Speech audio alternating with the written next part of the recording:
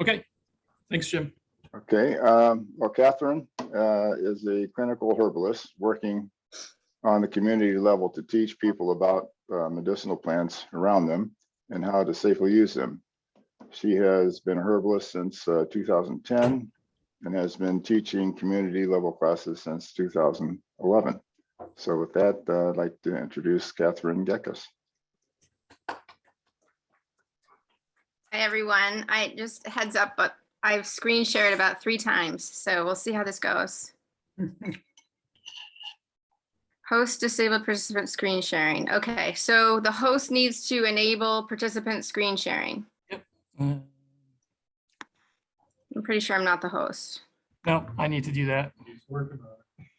Okay. I don't remember where the heck to. And then there's usually something in my settings that I need to work on, but maybe I only needed to do that once.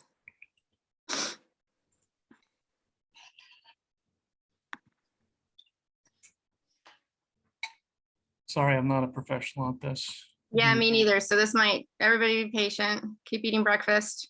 Yeah.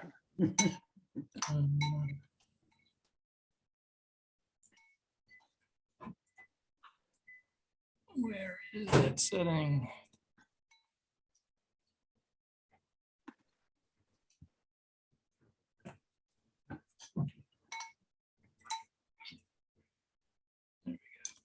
Make sure you share sound. If she's not.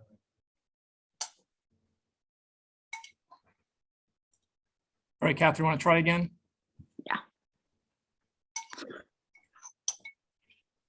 All right, now.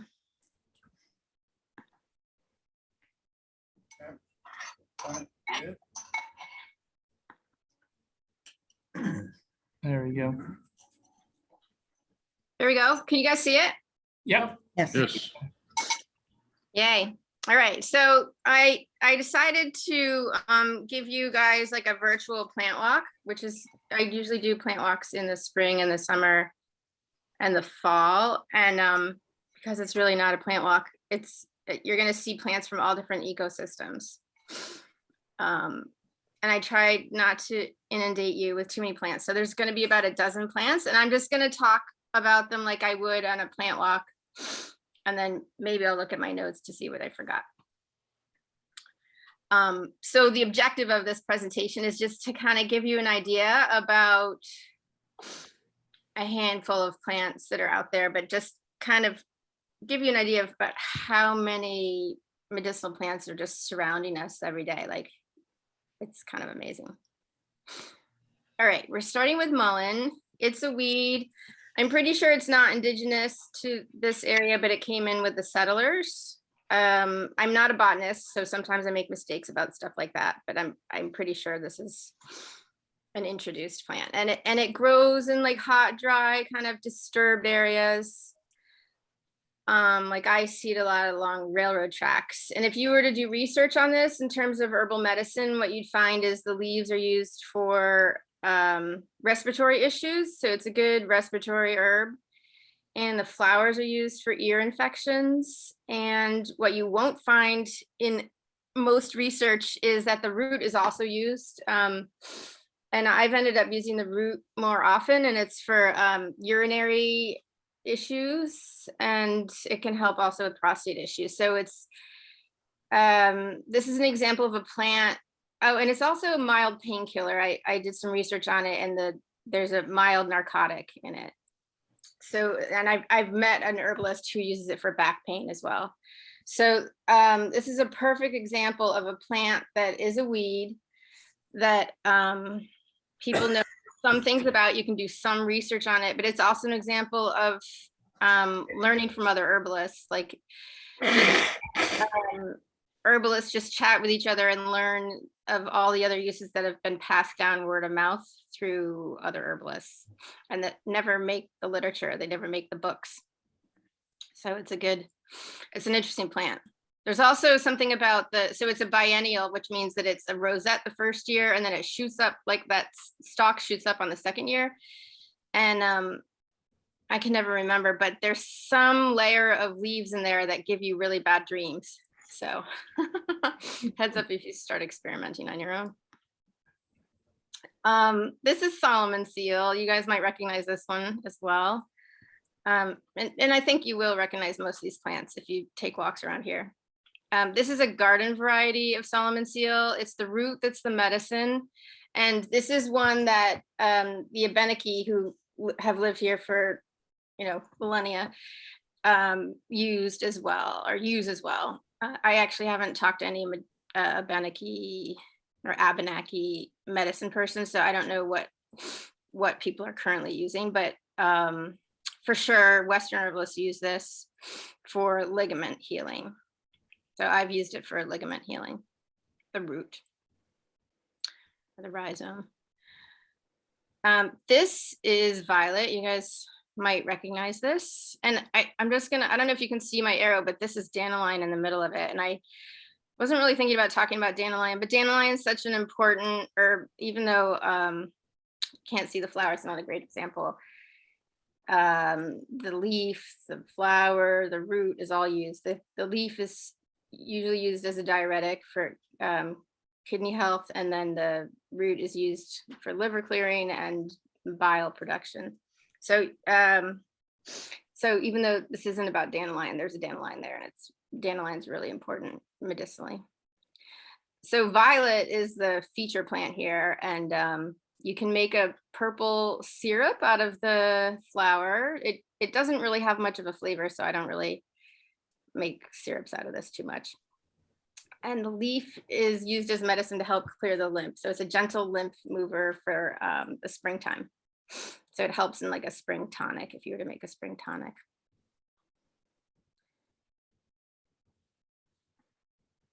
Garlic, this is not wild garlic. This is planted garlic, but garlic is pretty much a feature in everything I talk about. So I left it in because it's really medicinal, and it's, yeah, it's just extremely medicinal. It's antimicrobial, antifungal, antiparasitic, likes to grow in the sun. And I basically recommend this garlic to anyone who's ill with almost about anything, like respiratory, stomach. Well, if your stomach's really sensitive to garlic, I wouldn't recommend it. But yeah, garlic is a great medicinal herb. So obviously garlic's food. A medicinal quantity of garlic would be 4 to 6 cloves a day, raw. So it's when you turn food into medicine, you're talking about big doses. So you're talking about frequent doses, and taking it throughout the day, not just once a day. So this is Goldenseal. Goldenseal, so a lot of these plants are growing in the understory. Goldenseal is endangered, so it once upon a time was growing in the understory. One thing I read about the understory in secondary growth, so most of what we live around is secondary growth or tertiary, it's not primary growth, is that this understory, a lot of it was lost, and so we have to replant it in order to get back to that understory. So anybody who wants to talk to me more about that, I'd be really happy about that. So this is a planted Goldenseal in the place I used to live in Massachusetts. So I just recently planted some here in Dublin. We'll see how it does. I have no idea how it's going to do. This was under, I think, a maple tree. So it definitely needs shade. The reason it's so endangered, in addition to farming and second growth forests, is because it's very medicinal. It's one of the few herbs where in a petri dish it's antibiotic. So it was used a lot as an antibiotic, and the phytochemical in it is called berberine, and there are lots of substitutes. So I actually don't use this herb medicinally because there are lots of substitutes for it, including Japanese barberry, which I don't have a picture of, but it is invasive in this area, and you could dig it up and use the root and get berberine out of that as well. Okay, so this is American ginseng, which is also endangered. It's actually illegal to dig this up. I think it might be illegal to dig the Goldenseal up too. And it sells for really high amount of money in China. About 95% of the market is in China. And it's the root that's used traditionally. And it's also an understory plant. And yeah, it's another one that I don't use that much, but it is in terms of like the different kinds of ginsengs that are out there. American ginseng is really popular in China because it helps increase energy of like the so the Chinese ginseng is used for like older ages, but this American ginseng can be used for more younger ages, so like 30s and 40s as opposed to 50, 60, 70 years old. So it's pretty popular.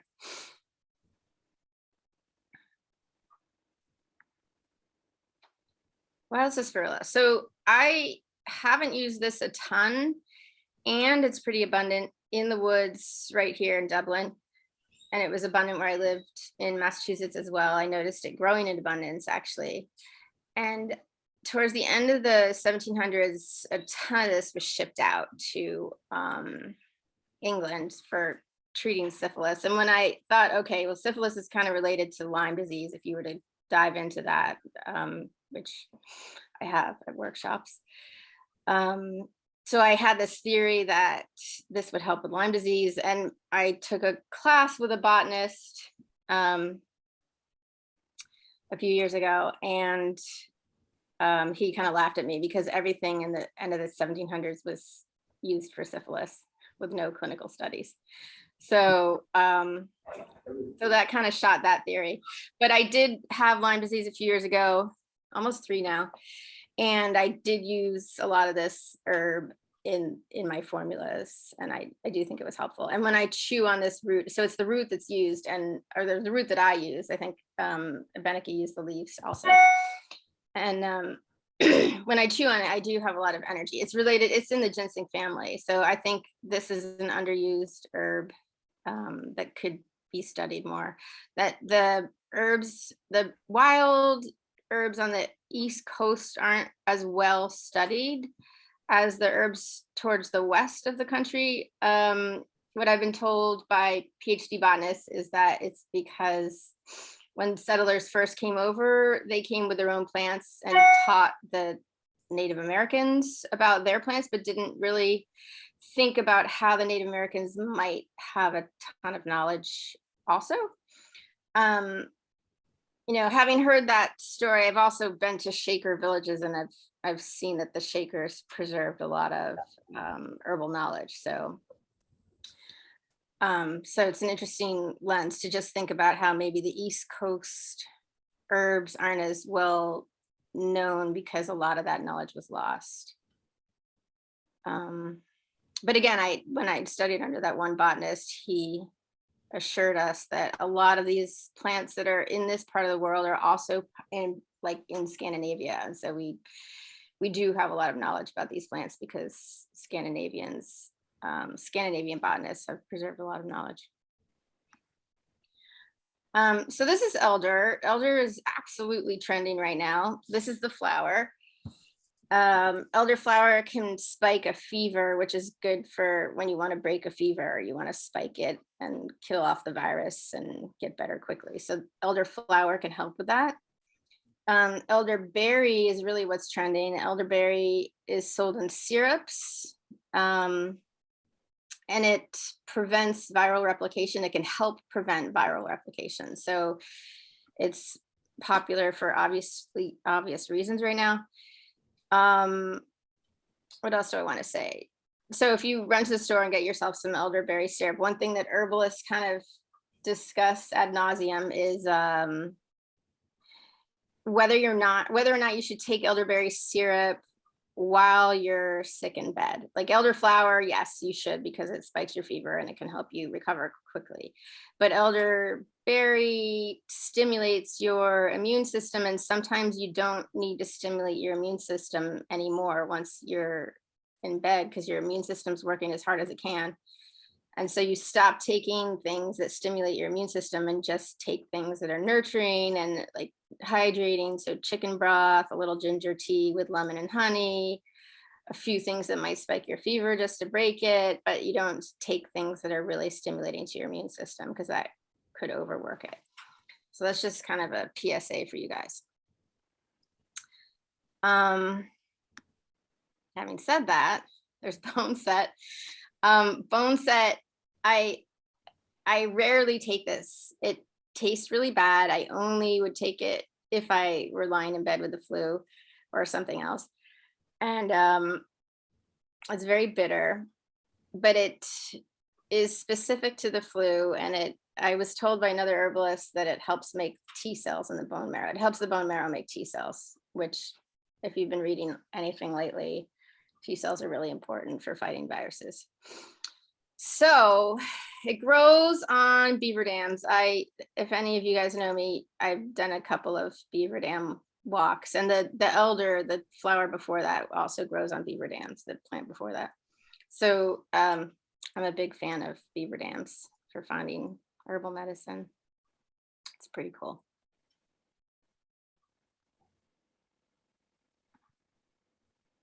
This is Eastern white pine. It's one of my go-to plants and trees.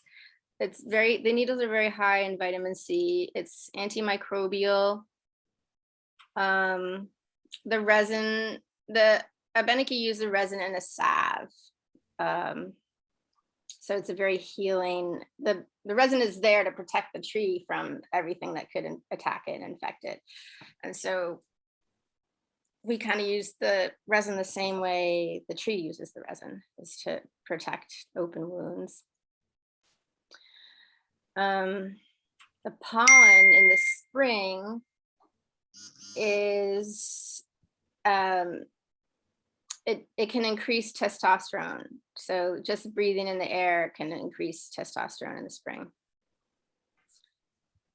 What else can I say about this? It's a very important, for the Abenaki, it's a very important tree culturally, and I don't know a huge amount about that. So, I mean, maybe your next speaker could be someone who is Abenaki who could talk more about the pine tree from a cultural perspective. It's, yeah, it's a very, very important tree. And I do use it a lot, just drinking, like after a storm like this, I would go out and find some pine needles and just drink a pot of pine needle tea.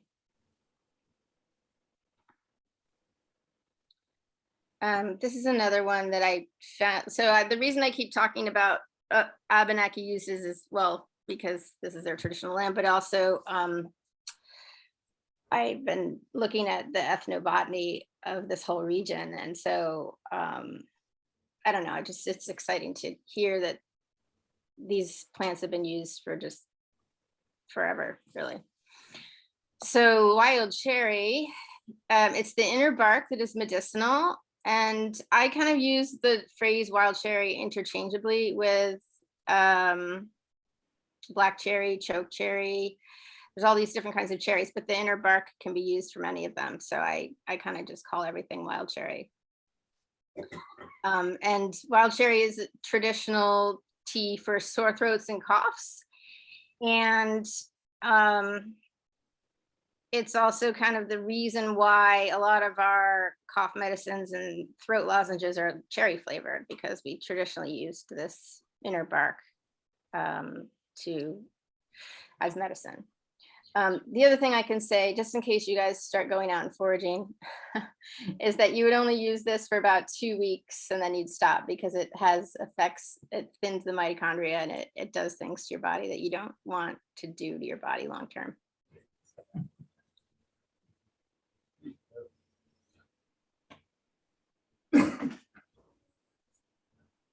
So Linden is one of my favorite medicinal trees, and it's kind of a street tree. It's planted along streets. So when I lived in Massachusetts, I had one at the end of my driveway.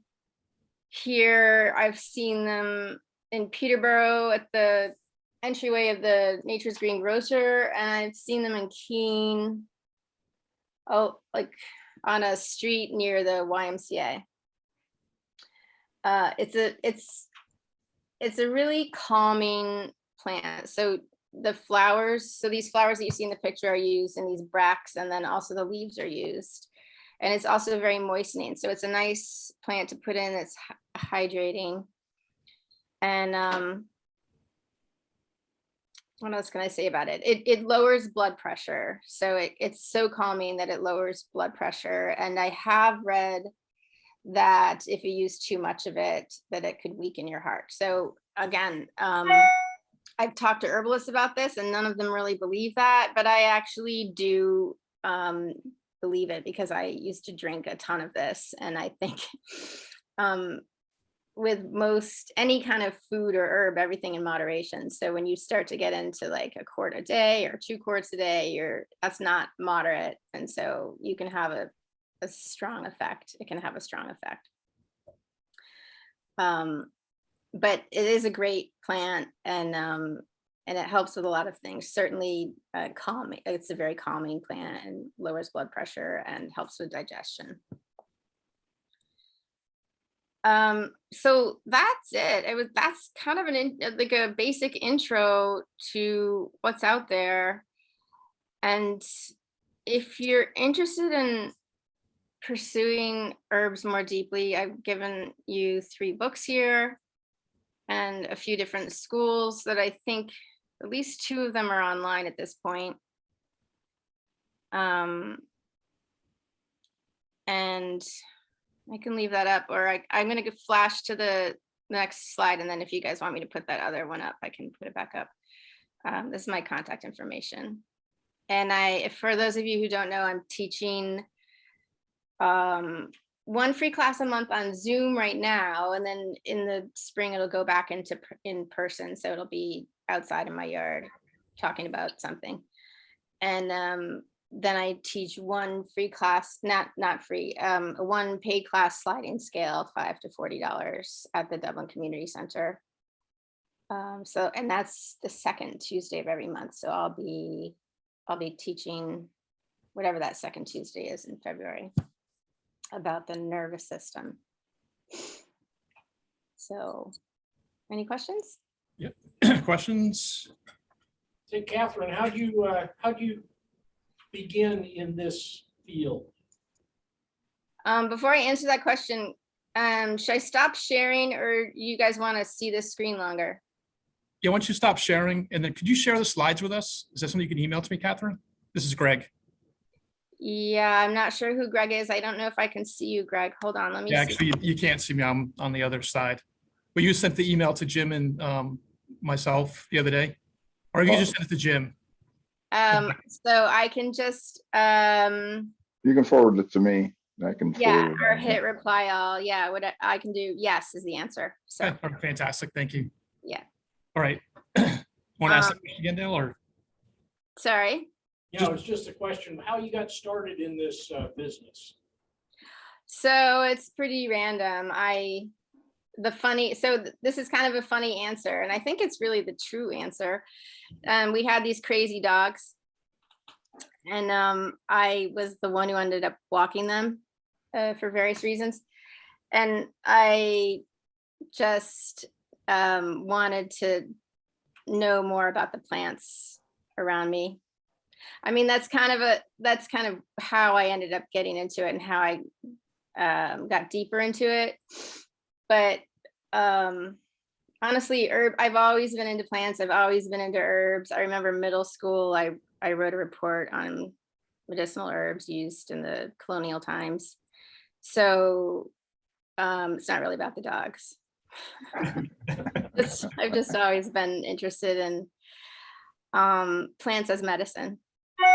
The dogs were just a good excuse.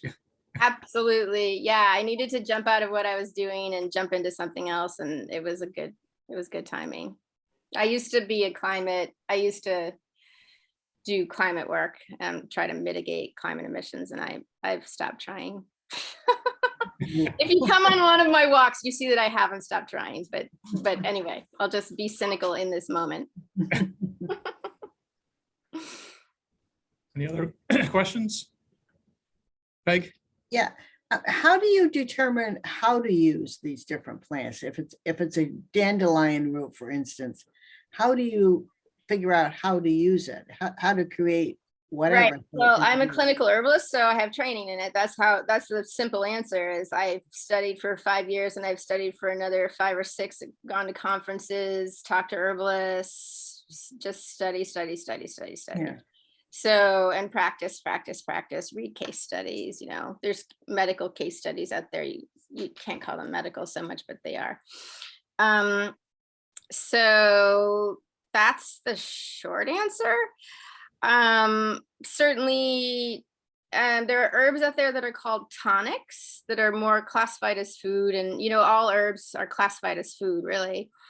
But if you were to look a lot of these herbs up, they would be classified as poisonous plants. So you do have to know how to use them and at what dosages. So I don't think I showed you anything that's classified as poisonous in this presentation, but I don't obviously think you have enough skills now to go out and forage and use these. So, and I tried to give you some like heads up or contraindications during the presentation so that you would get an idea of how you need to approach the plants pretty cautiously and study a pretty long time before you would go out and help yourself to the plants. Having said that, when I'm teaching once a month, and some people are coming twice a month, right? Because they're taking the free class and the sliding scale class, and they're coming to every class. I am starting to touch on formulation. Like in the last class, I just gave a formula to them. I haven't really taught them how to formulate, but I gave them a formula that I formulated. So I guess the answer might be to start going to classes. They don't have to be my classes, but you could go to that slide in the presentation and join one of those schools and really dive in and get an in-depth education on how to use all these plants. Okay. I Is just go home and eat 6 cloves of garlic when I do. So I'll just jump in and say that in one case study at a conference I went to maybe 5 years ago now, the garlic case study was a woman who had pneumonia 3 times. She had bacteria resistant pneumonia 3 times. So she was on 3 different kinds of antibiotics. She finally came to an herbalist, which is what happens a lot with herbalists is by the time someone finally comes to them, they've gone to a lot of doctors and had a lot of medication. And by the way, herbalists are not legally allowed to diagnose or to treat illnesses. So herbalists talk about illnesses as imbalances in the body.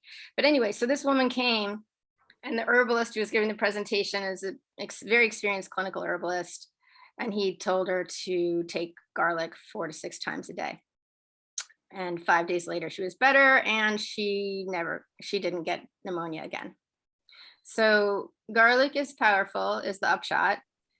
And if you're interested, I can give you a recipe for what I call the garlic slam. My kids take it. We all take it. It tastes like salad dressing.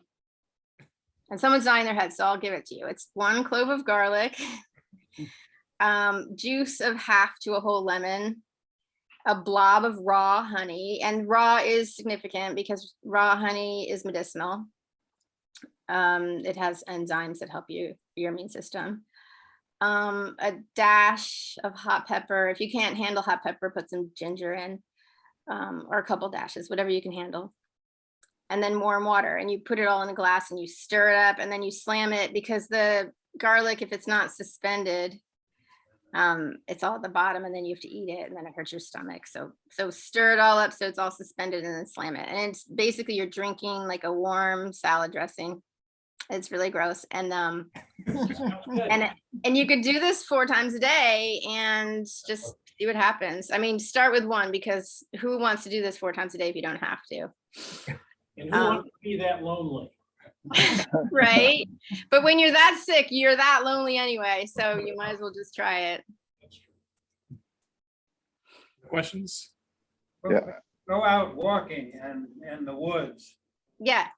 How do you identify these plants? Should you have a little book with you or?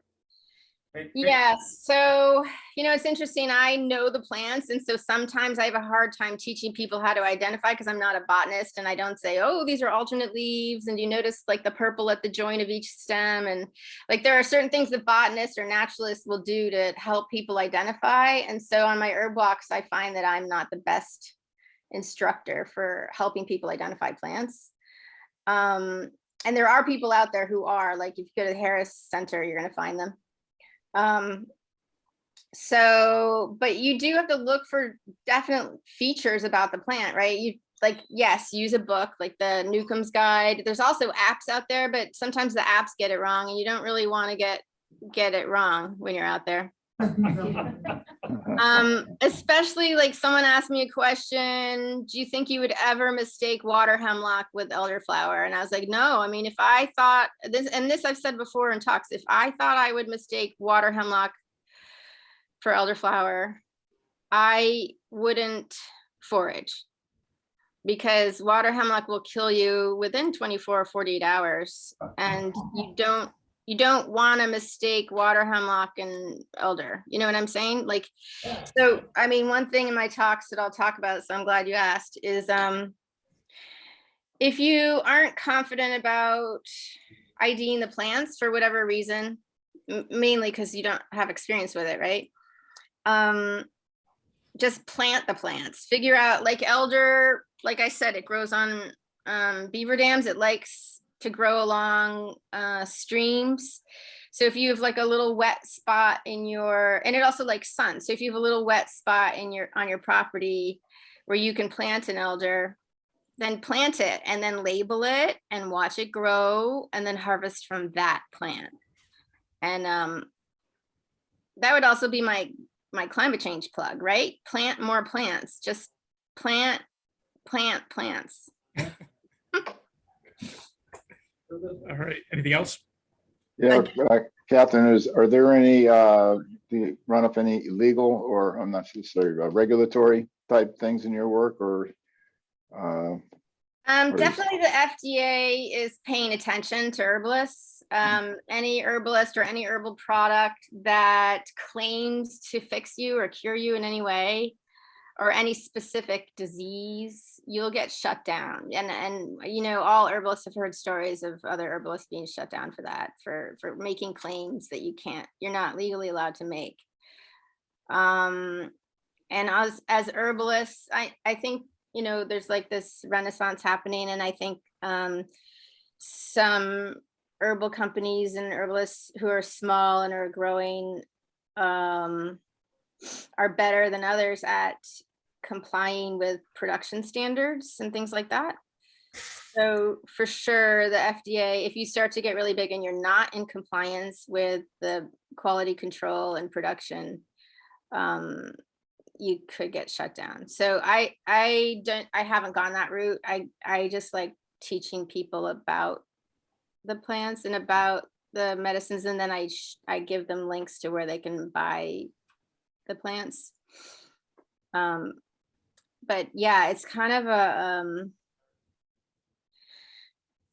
nice happy medium to be in this place where there's all this traditional medicine all around you, and it's just available for everyone. I mean, I don't want to take, okay, so let me just take cannabis as an example. Cannabis is becoming a multi-billion-dollar industry. And on the one hand, it's frustrating to watch because it's being kind of made into a business, right? Made into multiple very large businesses. On the other, it's showing everybody that plants are medicine, and cannabis is just one plant.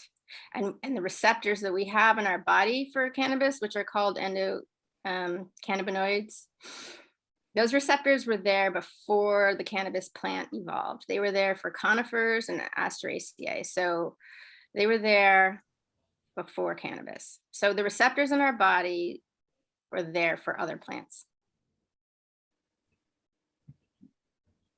which I think is really exciting. All All right, any other questions? I don't see anybody online. All right, with that, thank you, Catherine. Thank you Welcome, very much. Yeah, thanks, Catherine. welcome. That was interesting. I'm gonna go